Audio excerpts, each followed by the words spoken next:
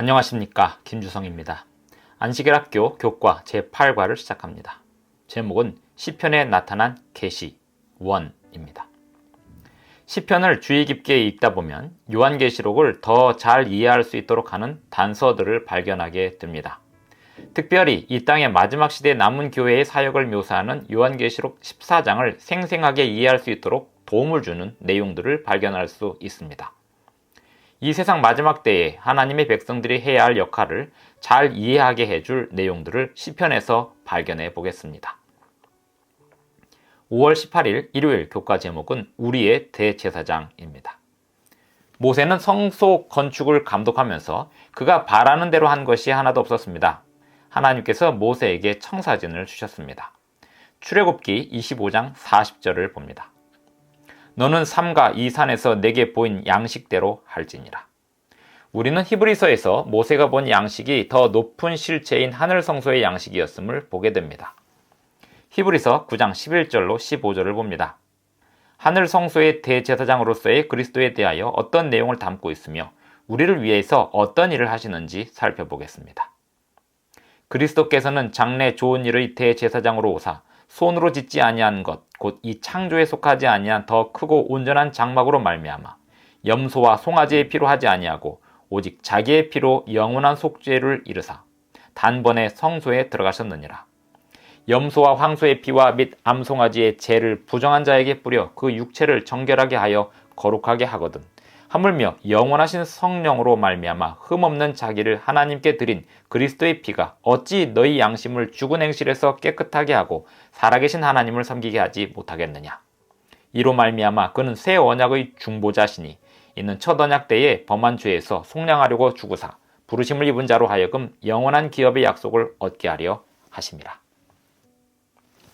지상의 성소는 예수님에 대하여 놀랄 만큼 자세히 표상하고 있었습니다. 제사장과 제물로부터 성소의 기구들에 이르기까지 예수님을 표상하고 있었던 것입니다.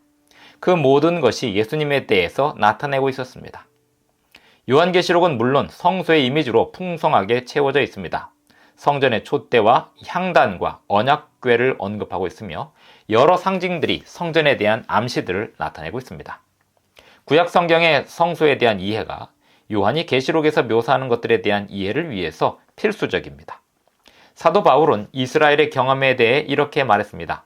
고린도전서 10장 11절을 보면 그들에게 일어난 이런 일은 본보기가 되고 또한 말세를 만난 우리를 깨우치기 위한 것이라고 합니다. 성전에 대한 이해를 구체적으로 할수록 배울 것이 많습니다. 시편에는 성소에 대한 이해를 구체적으로 할 수 있도록 도와주는 매우 중요한 요소들이 들어 있습니다. 시편을 보면 하나님의 백성들이 성소에 어떻게 개인적인 관계가 있었는지에 대해서 알 수 있습니다. 다윗이 성소와 성소 제도에 대하여 어떤 이해를 하고 있었는지 알 수 있고 메시아가 하나님의 백성들을 위해서 하시는 일에 대하여 백성들은 어떤 마음의 반응이 있었는지 알 수 있습니다. 예수님을 보게 해주는 것은 단지 성소 제도의 모형뿐만이 아닙니다. 성소를 통해서 하나님이 가르치시는 바를 이해한 사람들의 개인적 체험을 연구함으로 우리 자신을 위한 교훈을 얻을 수 있고 하나님과 우리의 관계에서의 체험을 위한 교훈을 얻을 수 있습니다. 시편 122편을 보면 여호와의 집에 올라가자 하는 시가 나오는데 이 시에서 우리는 그리스도께서 우리를 위해 이루신 일들로 인해 용기를 얻을 수 있습니다. 그리고 이 시 안에 들어있는 심판, 평안, 찬양, 그리고 심판의 주제는 성소 제도를 이해하고 있는 다윗의 체험이 반영되어 있습니다. 우리는 다윗의 체험이 반영되어 있는 이 시에서 우리 자신을 위한 깊은 교훈을 얻을 수 있고 하나님과의 깊은 체험을 이해할 수 있게 도움을 받을 수 있습니다. 5월 19일 월요일 교과 제목은 시온산에서입니다. 요한계시록 14장을 보면 시온산에 선 하나님의 백성들을 볼 수 있습니다. 지리적인 시온산의 위치는 예루살렘 구도성의 서쪽에 위치해 있었고 백성들 사이에서 하나님의 보좌 또는 임재하시는 자리라고 여겨지고 있었습니다. 시간이 지나면서 성전산이 위치해 있던 모리아산이 시온산과 동일하게 여겨졌습니다. 달리 말하면 마지막 때 하나님의 남은 자손에 관한 이 중요한 묘사는 요한계시록에서 대부분의 핵심 장면과 마찬가지로 성전의 언어로 표현되고 있습니다. 어린 양 덕분에 하나님의 백성들이 그 거룩한 산에 설 수 있게 되었습니다. 시편 15편과 24편을 보면 다윗이 한 중요한 질문이 나옵니다. 그의 거룩한 산에 설 자가 누구인가? 이 질문에 대한 다윗의 답변을 계시록 14장 1절 5절에서 시온산에 서 있는 사람들에 대한 묘사와 비교해서 읽으면 비슷한 구절들을 발견할 수 있습니다. 시편 15편을 읽어보겠습니다. 여호와여, 주의 장막에 머무를 자 누구오며 주의 성산에 사는 자 누구오니이까?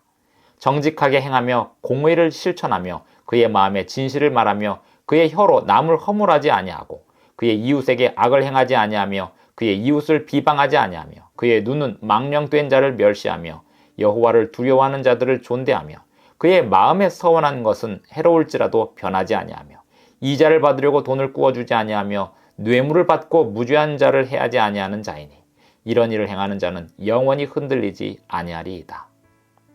이어서 시편 24편 1절로 6절까지 읽어보겠습니다. 땅과 거기에 충만한 것과 세계와 그 가운데에 사는 자들은 다 여호와의 것이로다. 여호와께서 그 터를 바다 위에 세우시며 강들 위에 건설하셨도다. 여호와의 산에 오를 자가 누구며 그의 거룩한 곳에 설 자가 누구인가? 곧 손이 깨끗하며 마음이 청결하며 뜻을 허탄한 데에 두지 아니하며 거짓 맹세하지 아니하는 자로다.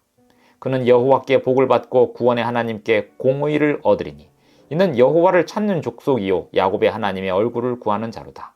셀라. 어떤 사람이 시온산에 서는 사람들인가요? 요한계시록 14장 1절을 읽어보면서 아버지의 이름이 그 이마에 기록되어 있음이 왜 중요한지 살펴보겠습니다. 또 내가 보니 보라, 어린 양이 시온산에 섰고 그와 함께 14만 4천이 서 있는데 그들의 이마에는 어린 양의 이름과 그 아버지의 이름을 쓴 것이 있더라. 다윗의 시편에서 하나님의 임재 앞에 서는 사람들에 대한 묘사는 죄인들이 성취하기에 꽤 어려운 요구사항들을 하는 것으로 설명됩니다.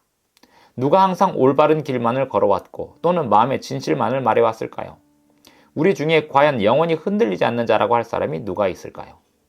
만약에 우리가 죄 없다 하면 성경에 의하면 우리 안에 진리가 없는 거라고 했습니다. 우리는 단지 어린 양이 시온산에 설 수 있게 해주셨다고 밖에 말할 수 없을 것입니다. 요한계시록 14장 4절로 5절을 읽어보겠습니다. 이 사람들은 여자와 더불어 더럽히지 아니하고 순결한 자라. 어린 양이 어디로 인도하든지 따라가는 자며 사람 가운데에서 속량함을 받아 처음 익은 열매로 하나님과 어린 양에게 속한 자들이니 그 입에 거짓말이 없고 흠이 없는 자들이더라. 어린 양은 다윗의 시편에는 나오지 않지만 시편과 달리 요한계시록에서는 나타나고 있습니다. 아마도 요한계시록 14장이 다윗의 질문에 답을 하고 있는 것처럼 보입니다. 하나님의 어린 양이 시온산 성소에 계셨기 때문에 우리가 있을 수 있는 것입니다. 어린 양이 완전한 의를 믿음으로 설 수 있게 되었기 때문입니다. 히브리서 10장 19절 20절을 봅니다. 그러므로 형제들아, 우리가 예수의 피를 힘입어 성소에 들어갈 담력을 얻었나니 그 길은 우리를 위하여 휘장 가운데로 열어놓으신 새로운 살 길이요 휘장은 곧 그의 육체니라. 어린 양 되신 예수님의 피 없이 우리에게 아무런 희망도 없습니다. 어린 양 되신 예수님만이 우리의 소망입니다.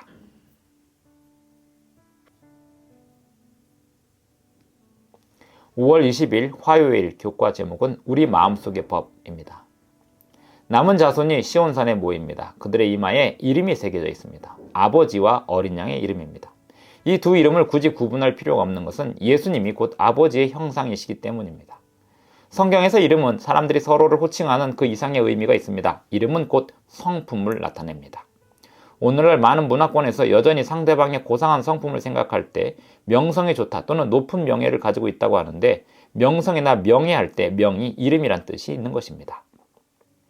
성경에서 모세가 하나님의 영광을 보여달라고 요청했을 때 하나님께서 모세에게 어떤 약속을 주시는데 그 약속이 하나님의 이름에 관한 약속입니다. 출애굽기 33장 18절로 23절과 34장 1절로 7절 그리고 시편 119편 55절을 참고해서 같이 보면 하나님의 이름이 소개될 때 어떤 내용이 동반되는지 볼 수 있습니다.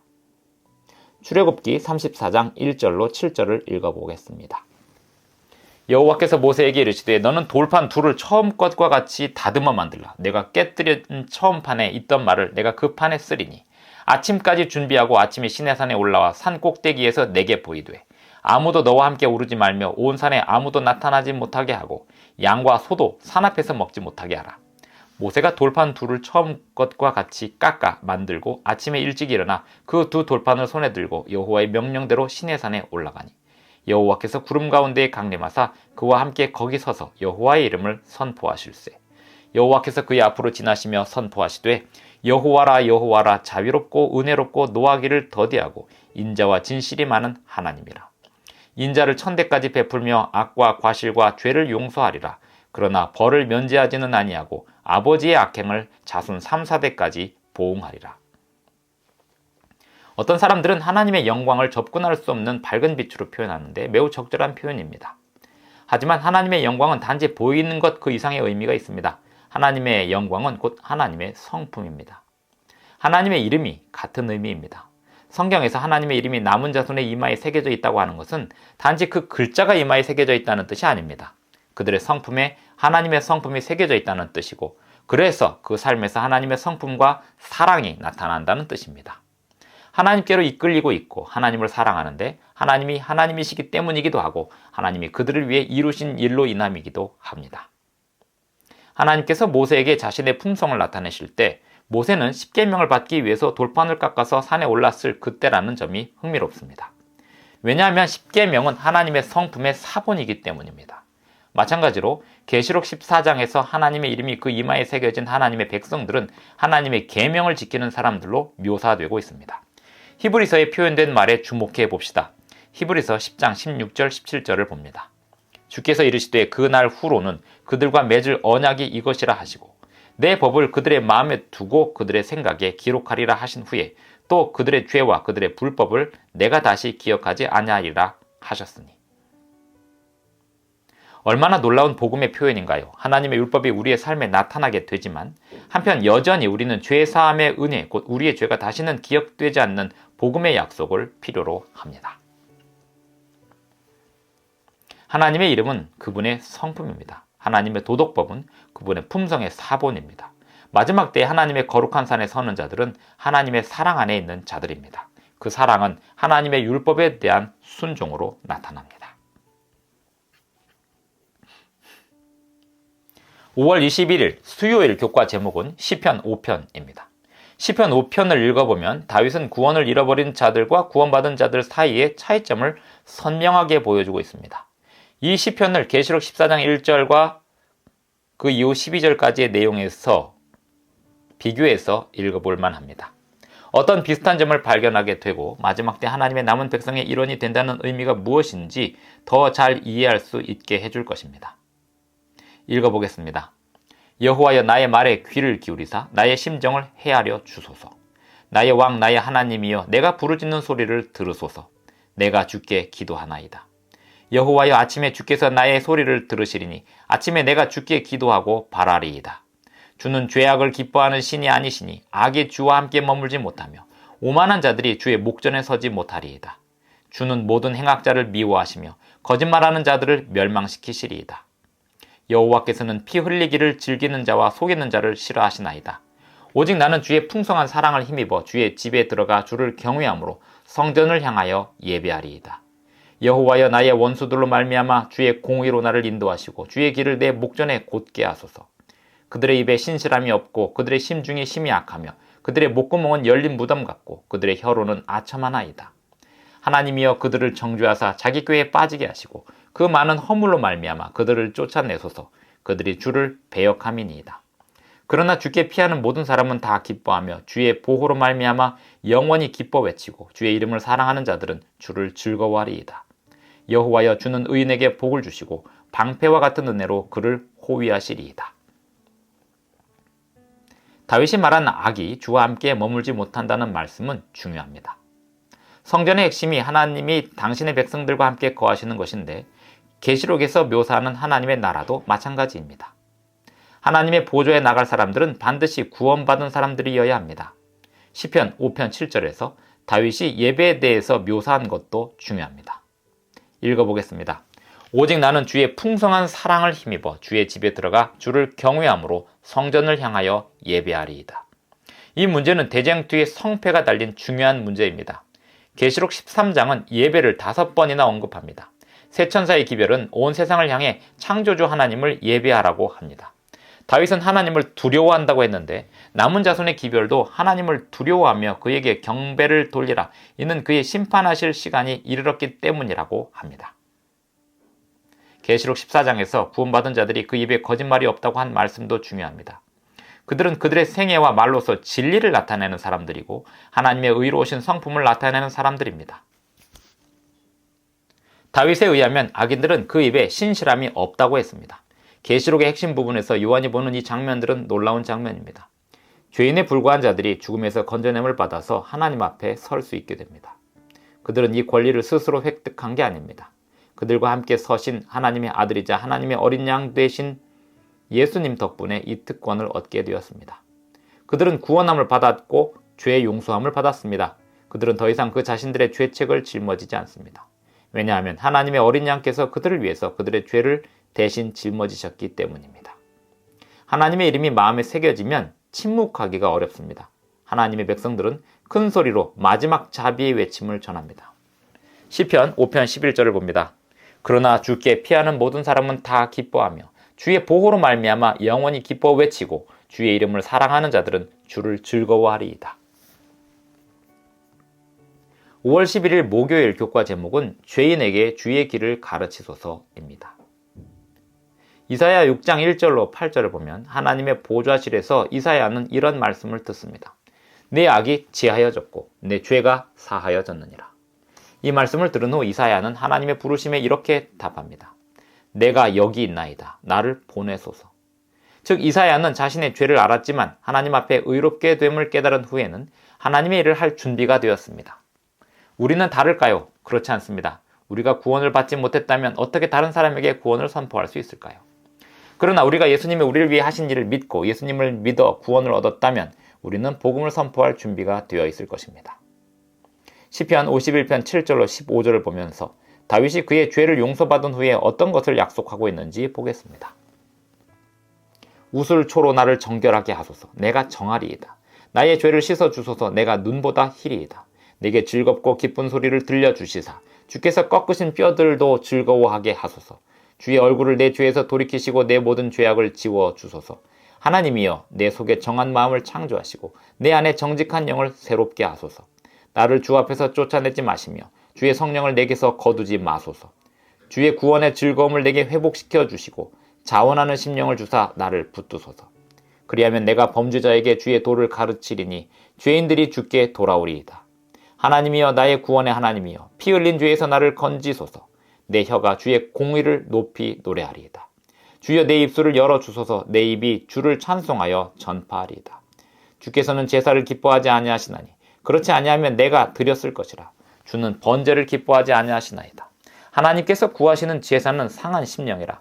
하나님이여 상하고 통회하는 마음을 주께서 멸시하지 아니하시리이다. 하나님 앞으로 부르심을 받으면 그 다음은 세상으로 보내짐을 받게 되어 있습니다. 하나님의 지혜로 구원받은 자들에게 주시는 사명은 타락한 세상을 향해 구분의 중요한 외침을 전하라는 것입니다. 어떤 점에서 하나님의 백성들의 역량은 강력하게 발휘될 것입니다. 계시록 18장 1절을 보면 하나님의 마지막 호소는 온 세상을 뒤덮을 것입니다. 생애의 빛 78쪽을 읽어보겠습니다. 누구든지 그리스도께 나아간다면 자신이 예수 안에서 얼마나 좋은 친구를 만났는지를 다른 사람들에게 알리고자 하는 마음이 일어나며 구원하고 성결하게 하는 진리를 마음속에만 가두어둘 수 없다. 만일 우리가 그리스도의 의로 옷 입고 그분의 내주하는 성령의 기쁨으로 충만하다면 우리는 잠잠할 수 없을 것이다. 우리가 주의 선하심을 맛보아 알았다면 무언가 할 말이 있을 것이다. 빌립이 구주를 만났을 때와 같이 우리도 다른 사람을 구주 앞으로 인도할 것이다. 계시록 14장 세 천사의 기별은 영원한 복음의 기초에 있습니다. 즉 창조주에 대한 경배에 관하여 선포하러 나가기 전에, 바벨론의 멸망에 관하여 선포하러 나가기 전에, 짐승과 그의 우상에 대한 경배에 관하여 경고하러 나가기 전에 복음의 기초인 예수님의 구원이 먼저 선포되는 것입니다. 세 천사의 경고의 기별은 그것을 선포하는 자들이 예수 그리스도 안에서 누리는 구원의 소망과 그분께서 그들을 위해 이루신 구속의 약속 없이는 온전한 의미를 갖지 못하기 때문입니다. 교회증언 3권 388쪽의 글을 봅니다. 예수께서 하시기 위하여 오셨노라고 선포하신 그 위대한 사업은 땅 위에서 당신을 따르는 자들에게 위탁되었다. 그리스도께서는 우리의 머리로서 그분의 위대한 사업에서 앞서 인도하시며 우리에게 당신의 모본을 따르라고 명령하신다. 그분은 우리에게 세계적인 기별을 주셨다. 이 진리는 모든 나라와 방언과 백성에게 전파되어야 한다.